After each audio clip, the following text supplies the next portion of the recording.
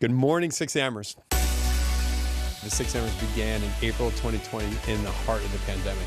Forming this podcast is our way of extending the community and the message of the community into the world. Good morning, everyone. Welcome to the 6AMERS podcast. My name is Skye Michaels. I'm your host. I'm joined by the amazing Emily Bossert today. Good morning, Emily. Good morning. Emily, what's one word that is coming to your mind that describes how you feel just in this moment? Oh, yes. One of those words is joyful. You know, it's so easy at the beginning of our day to either choose to show up in a joyful way, or we can show up on the other end of that spectrum. So showing up joyful is super important to me. That. That's great. So, well, on that note, we're going to talk to someone who makes my life very joyful today. This gentleman, Lance Pendleton, who is a friend. He's a mentor. He's someone that pushes me to push myself harder. He is the greatest presenter I've ever experienced the pleasure of listening to in life. He's a behavioral scientist. More importantly, he is a partner. He just recently joined GoodSphere as a partner in that life-changing behavioral and coaching platform that I also work with. And he is just a human being that is always working hard at improving all those around him. Emily, this is a great interview. What was one of your takeaways or some things that you walked away with? Yeah. You know, Lance is one of those people that when you walk away from a conversation with him or an interview with him, you feel like you're enough because he talks so much about being as is, showing up as your true self and understanding that you are enough. And to me, that is just so freeing because so much of our lives are spent going, I don't have enough time, I don't have enough money, I don't have enough energy, I'm not enough. So Lance gives this sense of permission that we all deserve, actually, to say we are enough as is. I also love how he flipped the interview on you, Skye. Tell us more about that. Well, if you don't know Lance, he's a behavioral scientist, so he has this great skill to be able to flip things around where you think, I'm interviewing Lance, I'm going to really get to him, I'm going to get some personal information out of him. All of a sudden, I'm talking, I'm like, oh my God, he just flipped it around on me. And as a recovering people pleaser, my life, a lot of my life I spent trying to make others happy and feeling like I was not enough, like I wasn't good. I needed to give more. I needed to make more people happy. I needed to be better. I needed to do all these things. And the reality is when I was in that mode and in that energy, what I wasn't doing is I wasn't looking at all that I had and how good I was as is. So this concept of as is, it changed my life.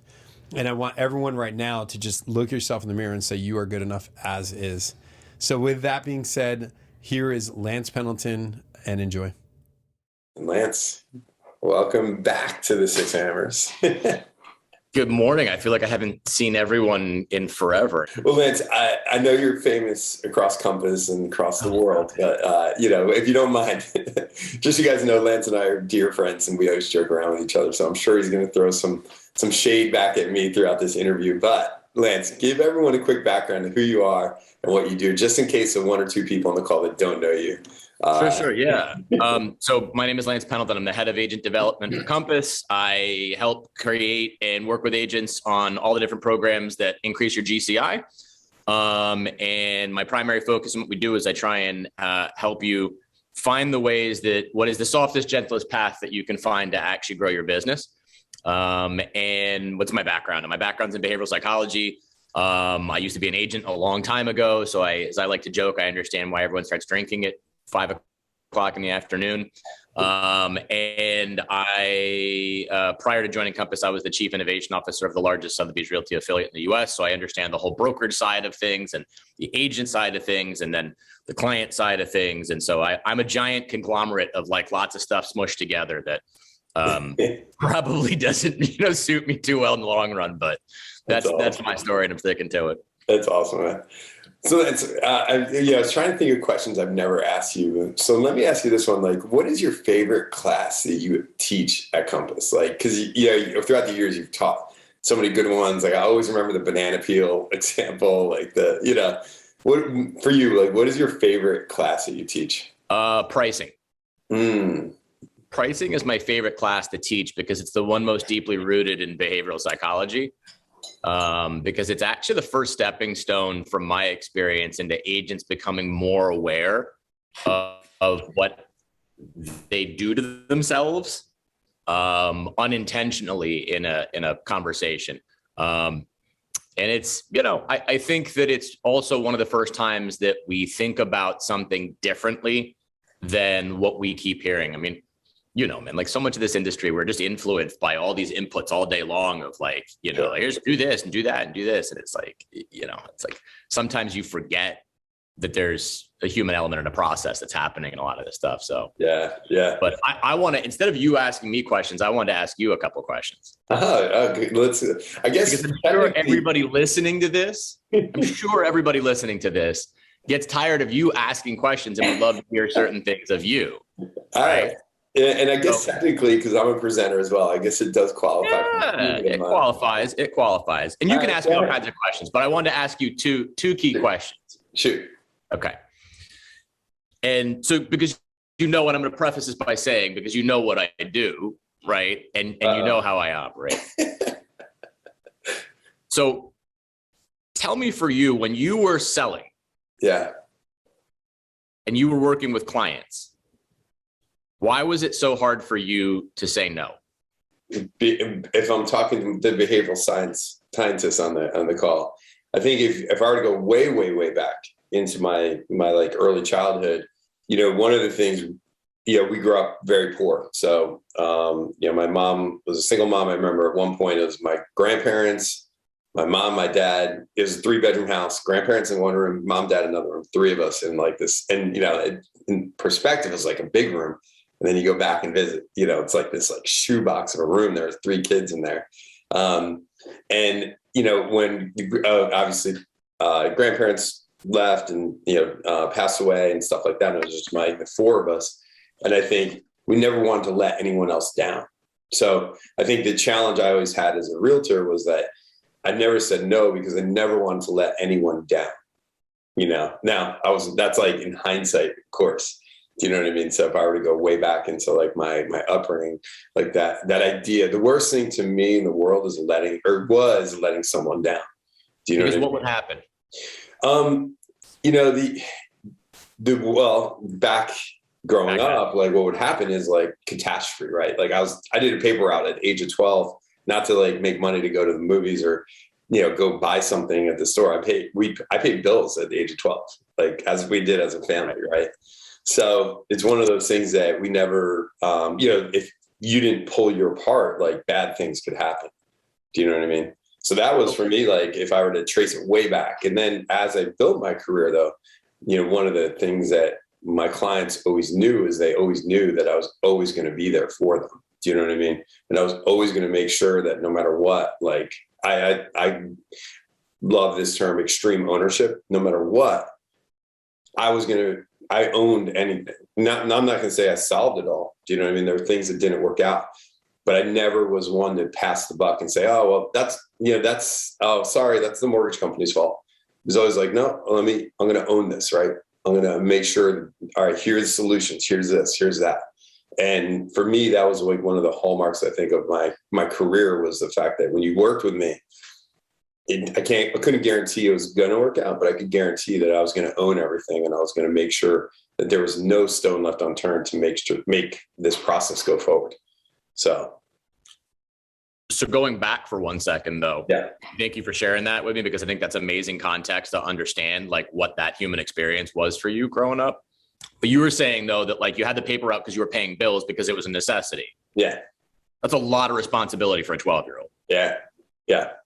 Do you feel like that part of your life was necessary? I think in some ways it was, in the sense of like, because here's the thing, the difference is I never felt the weight of that. For me, it was just like, and I understand like that, like it's going to come out like a little weird, but for me, I know like it sounds weird, but I had fun doing it. Mm-hmm. I actually enjoyed it. Sure. And it's one of those things, like, so when I look back, like, it's not something I look back on and I'm like, oh my God, like I grew up in this horrible childhood, or like, I love my childhood, right? I love doing the paper route. I love, and like hindsight, of course, like now, being in the position I'm in and, kids and everything like that, I'm like, oh, I don't want my kids doing a paper route. Like my daughter's 11. I picture her like walking out the door in a year, like delivering 100 papers at 6 a.m. Right. Like I don't want that. Why wouldn't you want? Wait. Well, why wouldn't you want that?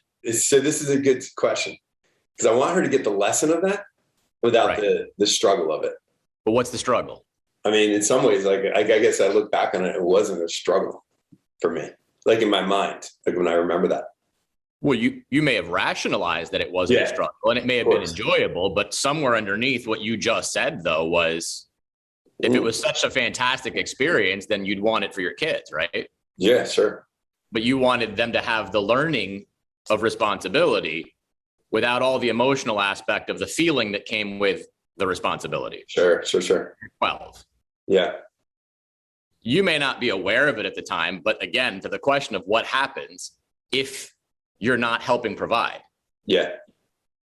I honestly don't know the right answer, Lance, to be honest with you. Most people, Skye, think bad things are going to happen. Yeah. If I'm not doing this, the family needs me. And if I'm not doing this, I'm not carrying my weight. If I'm not carrying my weight, bad things are going to happen. Yeah. Right. So we take on that level of responsibility. Yeah. Yeah. So if you think about projecting forward into how you engage with other people in your life, it's just carrying that forward. Sure.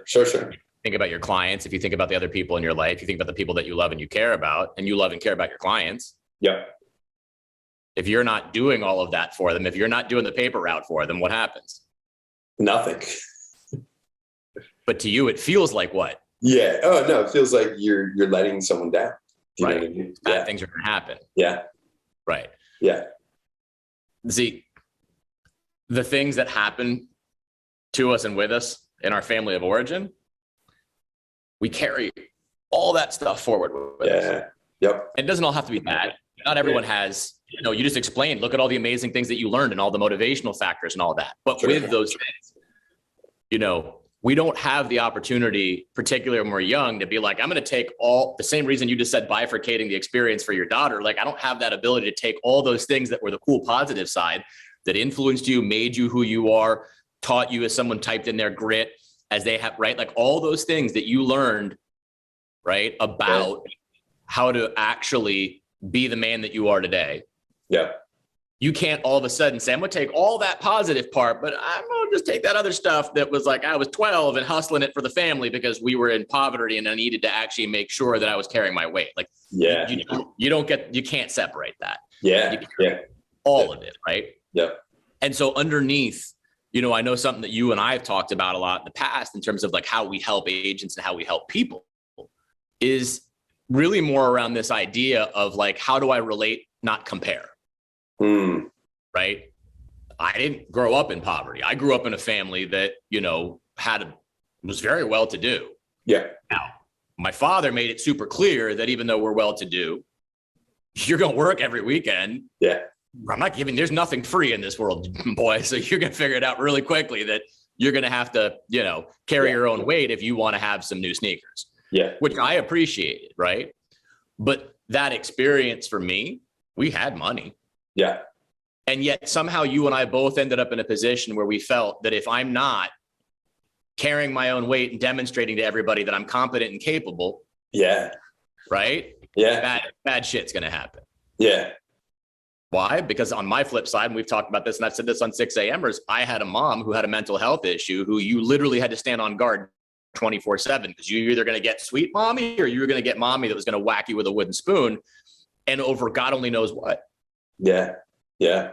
So in that world, right, we have those things that we take with us that we carry into what we're doing all the time. So, I know that, if you think about sometimes the things that we do and how we operate in terms of where we're trying to actually help people, like there's only so much we can do.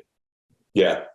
Right. Before at a certain point in time, you have to then start disappointing people because, if I take this mug and I said, Skye, all the great things you do for people are marbles. Yeah. Right? They're little marbles. Yeah. Yeah.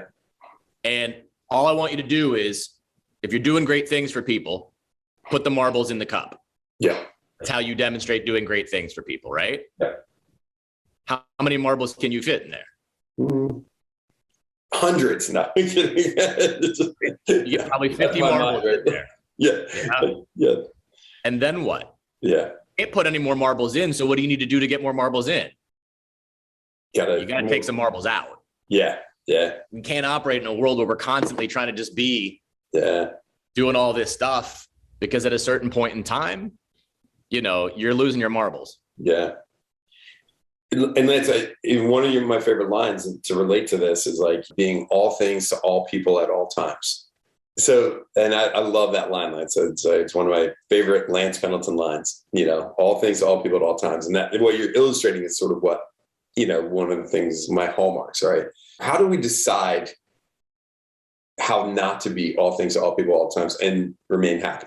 Here's what I'll tell you from my experience. You and I have been down this path before, where one of the questions I always get from everybody is like, I need a coach. Who should I use as a coach? Right. I'm always like it to me, it's like ripping the wings off of fairies. Like I cringe and I cry when I hear that question. Here's why. If I'm somebody that's already living in a state, Skye, where my daily behavioral process is internally, which is what most real estates feel, is I'm not enough and I'm not doing enough. Right. Which truthfully is a completely false narrative. Yeah. Yep. Because think about it. If 90% of all real estate currently, this is a fact, 90% of all real estate now sold in the US is sold by only 10% of the licensed agents. Yep. 90% of all real estate is sold by only 10% of the licensed agents. Who are you competing against? You. That's literally the only person you're really competing against on most days. Sure, there's great agents out there. There's great, but that like party is really small. Like you're in an exclusive party. If you're living in that state of like, I'm not enough and I'm not doing enough, that's what begets that behavior of I need to be all things to all people at all times. Right. Yeah. And when you start doing that, and when people talk about coaching, like if you're already working your ass off, you're trying to keep clients happy, you're spinning tons of plates, you've got your personal life and the family life that you've got things going on in as well. You are literally running from thing to thing, and your day starts with a mobile device that's blowing up with all kinds of different stuff going on, and you're trying to keep a team functioning, and you're trying to keep, and you're right, like you got all this stuff going on. And you go to a coach and they tell you, great, here's a program I'm going to put you into, and I'm going to have you make 200 phone calls. You cannot take somebody that is already overworked and go, great, here's more work. Yeah. Right? Like that's not a thing. Of course. And I'm not saying that coaching doesn't have benefits. Of course it does. Yeah. Right. But coaching on the whole in real estate, the real estate coaching industry, Skye, is no different than the healthcare industry. Right? Like people like their doctors for the most part. I might like my coach. That's great. But the industry on the whole is deeply flawed. Why? Doctors treat symptoms, not causes. Doctors treat symptoms, not causes. Coaches treat symptoms, not causes. Your business went down. Here's the prescription. Make 200 phone calls. Larry Kendall's a genius. A genius, like really one of the most amazing people I think I've ever had the pleasure of listening to in my life. And he built a phenomenal program, right? But what's the name of that program, Skye? Ninja selling. Ninja what? Selling. We just hear the word ninja. Yeah. Yeah. It's called ninja selling because it's a selling program. It's not treating the reason that you entered that program to begin with. Yeah. Right? So when you think about this stuff, coaching on the whole is never dealing with the root cause. Because again, it's just like high cholesterol. Go to the doctor. Here's the script. If I stop taking the pills, what happens? Yeah. Yeah. It goes back up again. So good transformational change in any of these things is really all based around whether or not you're willing to do that work. So how do you get off that merry-go-round of being all things to all people at all times? Start finding resources, outlets, and channels that remind you that you do not actually need to be all things to all people at all times. And one of my favorite like sayings or words is as is. As is. Yeah.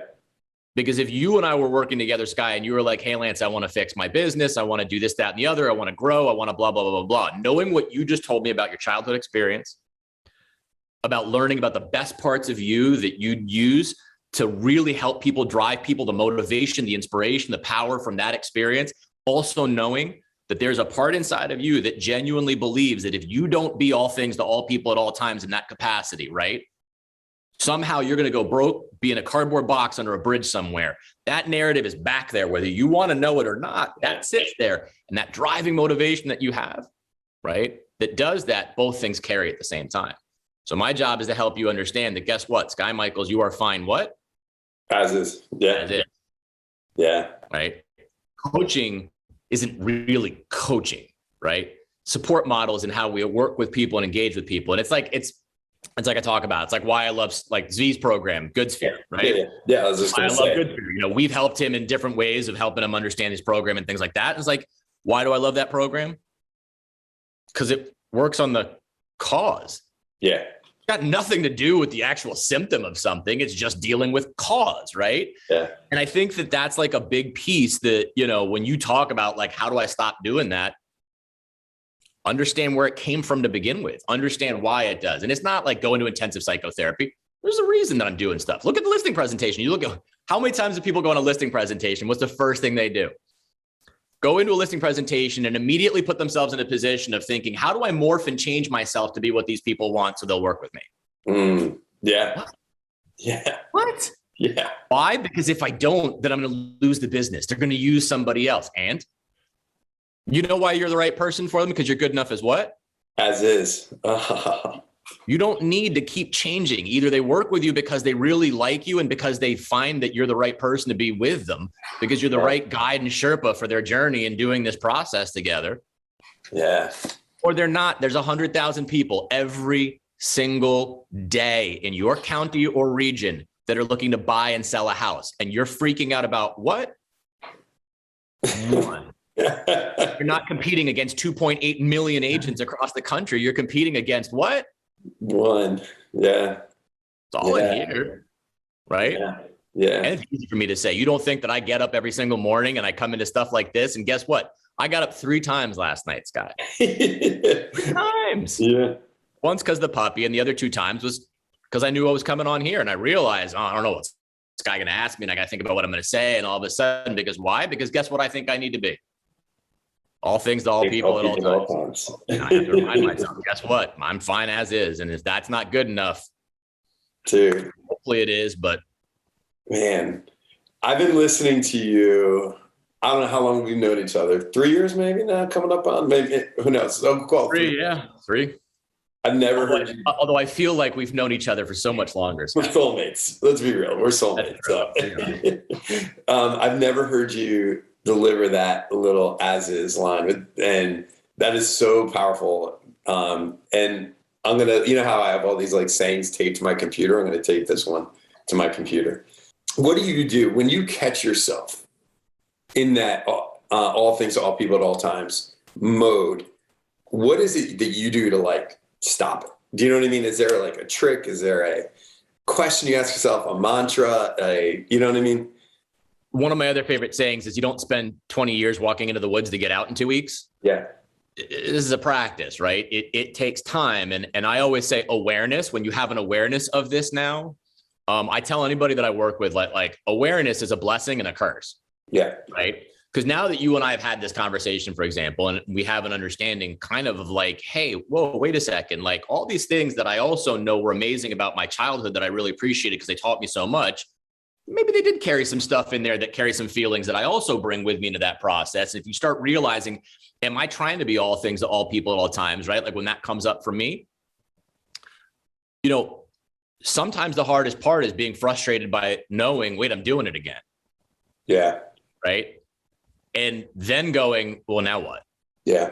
Now I'm just aware of how often I'm doing it. And that can get really frustrating as well. So, and I've always joked around that if I ever wrote a book, it was going to be called You're Doing It Again.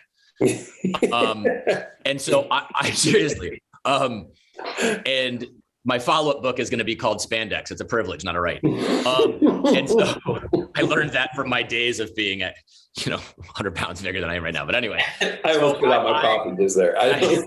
Sorry. So I think that I am, when I find myself in that mode, like then at 3:00 this morning, going in that process, right? Yeah. I find that the easiest thing for me to do is to try and actually remind myself, right? Yeah. To breathe. Yeah. It's amazing how much when something's happening, I immediately try and go into problem solving mode. Problem, right? I got a problem, I'm going to fix this, right? Einstein once said, a problem can't be solved by the same consciousness that created it. Right? Yeah. And it's like, I can't immediately fix something that's happening organically within me. So if I just remind myself, like, hold on, just breathe for a minute. Immediately, the first thing I notice is my shoulders start going down. Yeah. My jaw doesn't hurt as much because I'm not clenching, because I get tight in that process. So just pausing for a minute for a few deep breaths. Yeah. Create space. Yeah. Our brains are wired, believe it or not, to do the stacking process. And in that stacking process, it's a self-defense mechanism because it's trying to get you as far away from something that doesn't feel good. Yeah. And what tool have we been given to stack? Lance, so wait, break this down for everyone. Like, explain the stacking method and why that's a self-defense mechanism. Yeah. So back in cave people days, right? Our brains and biochemistry was wired in a way to protect from physical, like threat. Right. So cave people had to go out into the world in a hunting and gathering fashion and then actually be advanced enough to think like 8 steps ahead because I'm going to get stomped out by a woolly mammoth. There were so many things that could kill them at that point in time. They were constantly in that state, right? Trying to be ahead. We, on the other hand, though, as the world evolved, those things, we didn't have the same threats. So the threats stopped becoming or being externalized in terms of physical danger, right? But the brain is still wired the same way. So what did we do? We internalized that into internal threats of all the different things. It's why I joke, and the name of my own personal company is called PTSD, because I always say I suffer from pre-traumatic stress disorder. I am literally freaking out about stuff that hasn't even happened yet down the road and protecting myself from all that. That stacking process is that, it's literally that cave people process where you go, Skye, as you say, into that, like, wake up, grab the device, right? Pick it up, see if in case I missed anything. All of a sudden I recognize that an email came in from a client who's now pissed off because all of a sudden I didn't get back to them in 60 seconds or less, even though I told them it would be a day or two, but they didn't really care about that. Immediately inside of me, what do I perceive? Threat. I start feeling crappy. And then what's the next thing I do? I'm now scrambling to go respond back into that text, where all of a sudden I then recognize that this little bloop notification popped up that this whole thing happened and the vaccine is now bloop, and now I'm into that thing and I'm reading that. Now I'm pissed off. So I'm making a comment on a Facebook feed because all of a sudden blah, blah, blah, and QAnon. And the next thing you know, like, and before you know it, you are like 9 years away from whatever happened of like, I'm gonna go brush my teeth. Yeah. Because that's what I do. And the stacking process, you're literally emotionally running. And the mobile device, believe it or not, and you know this because I actually texted you late last night and a bunch of other people. I deleted Facebook. Last night, I completely deleted my entire Facebook account. I got rid of the entire thing because I am the world's biggest hypocrite. I am the world's biggest hypocrite because here I spend most of my time talking about how to not get pulled into that process. And at 10 o'clock last night, I'm literally on Facebook making comments on my local town election results. I was wondering what spurred you to delete it. Now, okay. Yeah. Because I'm literally in like this debate with somebody over the dumbest thing ever. Yeah. Yeah. And I'm going, what are you doing, dude? Because why? Some part of me on the inside felt like it was my duty to point out the hypocrisy of what this person was saying. Yeah. And I'm like, why is that my role and responsibility? Yeah. Done. I just deleted the whole thing. Congrats, man. That's crazy cool. Yeah. Crazy cool. It's awesome. And now North Korea is going to have no idea what I'm buying. No, I'm kidding. Sorry. Let's Let's talk a little bit of, hey, I can tell you've been up since 3 a.m. because this is like your typical West Coast 6AMERS. Normally I give you West Coast mojo you're because full on Lance. Lance, give me, so you, just for full disclosure, guys, just so you know, Good Sphere, I saw some questions pop in the chat. Good Sphere is a coaching program launched by Zvi Band. I personally am involved in it. Lance has consulted with Zvi, participated a little bit in it. So Lance, give us more about like the Good Sphere program and like, what is your impression of it, and why did you like sort of say, "Ooh, instead of pulling fairy wings off"? Or is that what you said? Yeah. Like, what was it about Good Sphere that attracted you, I guess, is the question. So the one thing that I like about the primary concept was that when I first met with Zvi and he was explaining to me what he was doing, Zvi is a master of sphere nurturing, right? Yeah. And what I first love about this is we talk about like the fact that we need to engage with our sphere, right? And we have this whole grouping called our sphere of influence, my sphere of influence. And the best part about that is it has one really key word in it, Skye. What's that magic key word? Sphere. Influence. See, we focus on the sphere part. Yeah. Right? All of us focus on the sphere part, but the key word is actually influence. Yeah. You have I don't mean you personally, but most of us have how many people dumped into that bucket. And yet, how many of those people could you actually really influence? Think about it. The concept of influence, when you think of the word influence, is I can help alter your near-term thoughts, feelings, or actions. That's what influencing somebody is. I can alter your thoughts, feelings, or actions near-term. And if you use that and looked at every name in that sphere of influence, and only put a check mark next to the people that you could alter their thoughts, feelings, or actions in the immediate near term, you'd have like 4 check boxes. Why? Because it just became this unholy dumping ground for like everyone, and it's a catch-all for everything, right? Mostly because, again, the coaching industry and real estate and all these carnival barkers told everyone to hoard email addresses. Why? I don't know. But anyway, that's between me and my therapist. And so what I liked about it was Zvi was one of the first people that was sort of like, yeah, hold on. How do I help you stop the blocker that exists in your life, right? With some habits and some tactics and some basic things to understand why do you feel that way, that you need to, again, be all things, all people at all times, which I really meshed with, as you know. Yeah. And then how do I help you figure out of all those people, which are the ones that actually really matter? Because you're kind of like doing a lot of stuff, right? With very little payoff.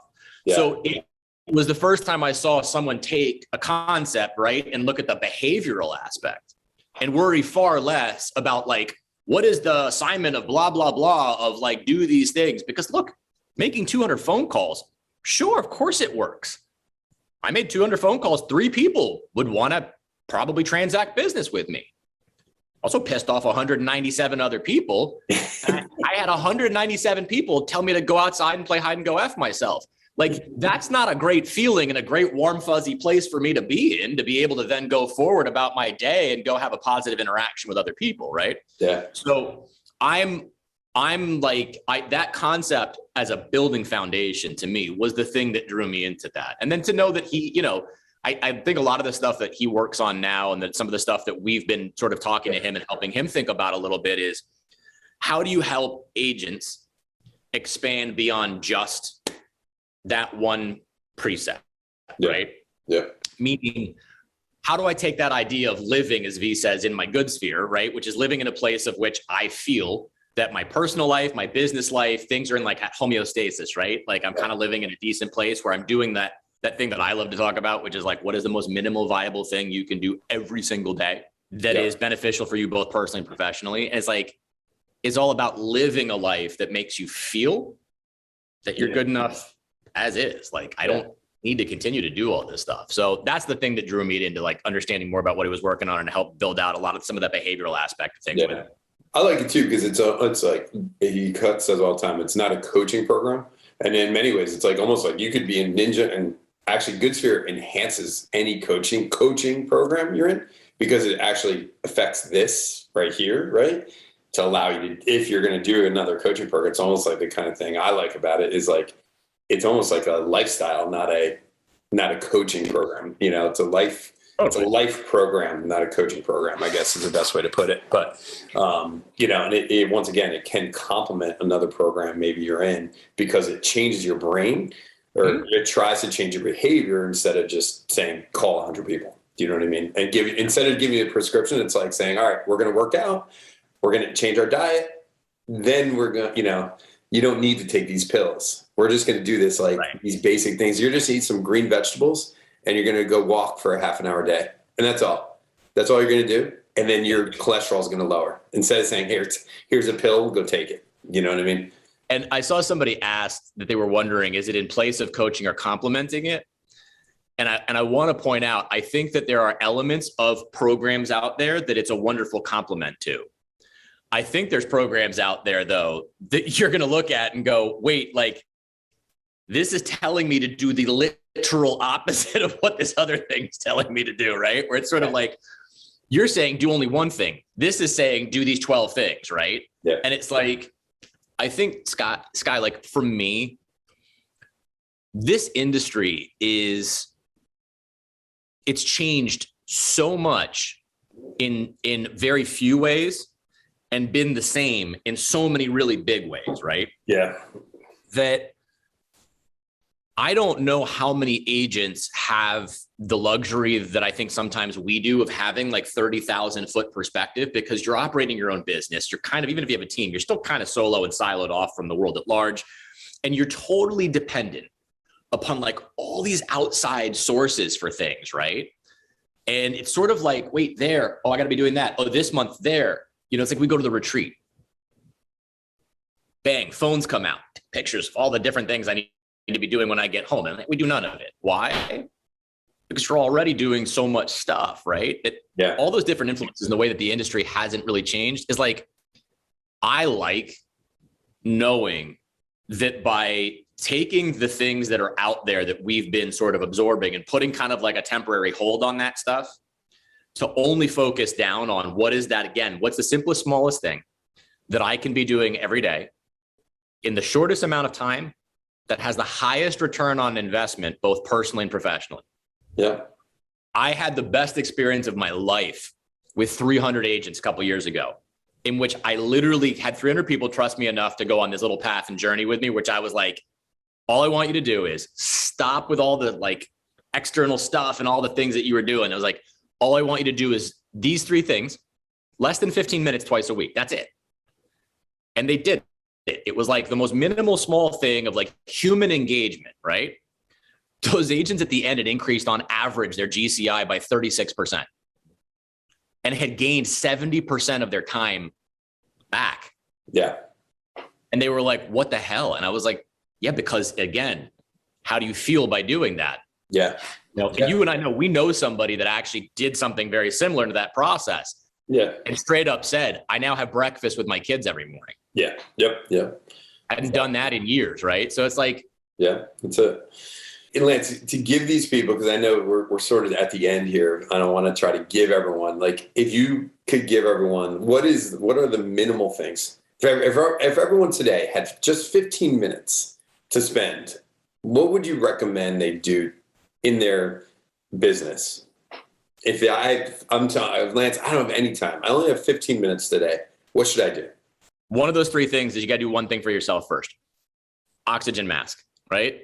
Mm-hmm. That thing drops down. What do they always tell you? Put it on yourself first, because you're useless to anybody else if you're dead. So if you're not doing something for yourself, it is completely irrelevant whatever else is going to happen in your business in your day, right? Yeah. So whether that's breath work, meditation, any of the things that you'll talk about in this process, 5 minutes, walking the dog, I don't care, a warm cup of coffee with no phone, no distraction, no nothing, whatever, right? Like one thing for yourself. 2, second thing is connect to somebody that you haven't spoken to in a while without the fear of what they're going to think of you. As is. It's fine. Most people, all they ever want is to be heard, understood, and feel loved. Heard, understood, and feel loved. Nobody that you reach out to just say hi to and see how they're doing is going to go, you know what, damn it, you are the fruits of evil. I hate you. Like, that's not a thing. That's in here, right? 3 is practice some form of gratitude in how you communicate with people. And gratitude doesn't have to just be saying thank you. Yeah. Gratitude can be an experience that you share with somebody else.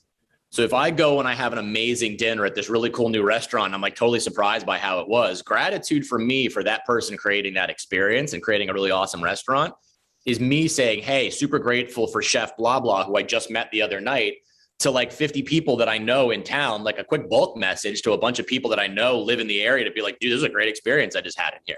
Yeah. Why? Because that's not selling. Stop selling. We don't need to sell anything.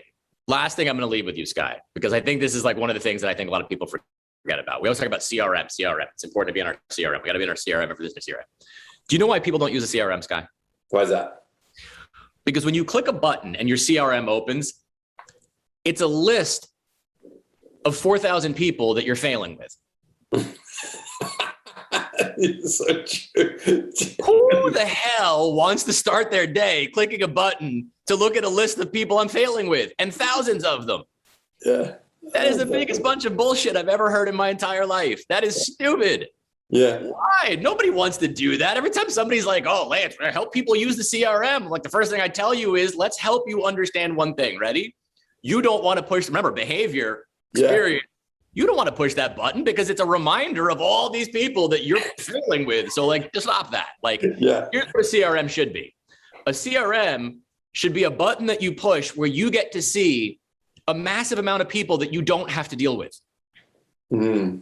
And you should feel really excited that I'm looking at a list of people that I could be like, don't need to deal with any of those people. Here's the small subset of the party people that I get to engage with every day, because that's what I love doing. Yeah.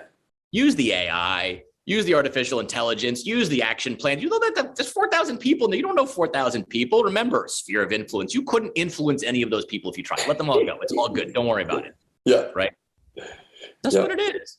Love it. And Lance, one of the things, one of my ahas over the last like 2 weeks, in which unfortunately, guys, we're gonna have to end this. Lance and I could go on. We could riff for 2 hours. So you guys are, and we're gonna have to end this. But I've realized at Compass, we teach silos, CRM, Marketing Center.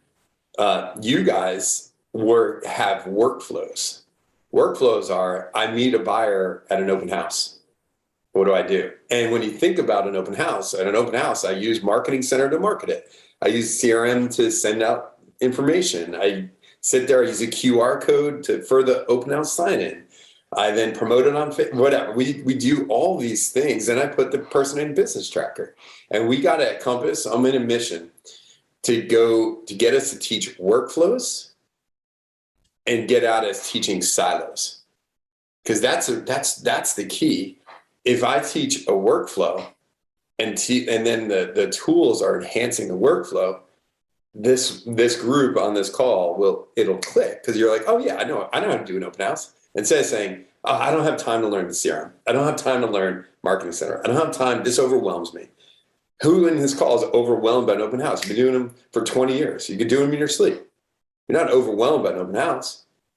But if we can start teaching workflows, and if this is resonating with you, so put the word me in the chat, because I want to get some confirmation I'm on the right track. And Lance and I talk about this all the time, workflows. We got to get this company teaching workflows, and then the tools are layered into the workflows. You guys won't even know we're talking about tools if we're teaching you about how to do an open house. You know what I love, Skye? And I say this to leadership all the time. The secret to the whole thing is inadvertent use, not intentional use. Mm-hmm. That's it. You're living in your workflow and you're doing what's a small, simple thing. You're inadvertently using something that helps you, rather than like, let's sit down and, as you said, teach you how to understand, well, in Marketing Center, click this button, divide by 2, carry the 1, and squirrel. Like, yeah. And Maria, wait, I got to go back into the chat, because I try to ignore the chat for the most part. But Maria, you just had, where is workflow? Maria, those are the greatest questions ever. Workflow is your business. It's everywhere. Everything you do is workflow. Everything you do is a workflow. And if we can integrate this platform into everything you do, this is the magic. This is the bullet that we need to like allow you guys to, this platform, guys, I've seen this platform change businesses and lives, but it's been a slog because we're trying to teach silo. It's almost like trying to learn how to drive a car by learning how to use the radio. then learning how to use the glove box, and then learning how to use the trunk, instead of saying, all right, here, we're going to drive the car and everything is going on at the same time. And, just even talking about it out loud now, Lance, it's like, this is it. Anyways, Lance, this is one of my favorite calls we've ever done. I've learned, I love a call when I learn and I change. And I can't wait to put this little as is on my computer. It was awesome, man. So and the best thing, Skye, is teach your kids that. There's Yeah. not enough things in the world to help kids understand that they're good enough as is. Yeah. If anyone hasn't seen it yet, the documentary on Mr. Rogers, not the movie with Tom Hanks, the actual documentary that was done on Mr. Rogers, is one of the most compelling things, because that's the fundamental nature of what he always tried to teach people, was that for kids in particular, you're good enough. Yeah. Yep. As is. So cool, man. Thanks for joining us for this week's episode. Be sure to check out the show notes to get more information on the 6AMers and today's guest. To support the show, we would be beyond grateful if you could leave a review and subscribe to the podcast. We always love hearing from you. On behalf of Skye, myself, and the team here at the 6AMers, we want you to know that you are loved, appreciated, and deserving of a healthy, selfish moment. We look forward to seeing you on the next episode.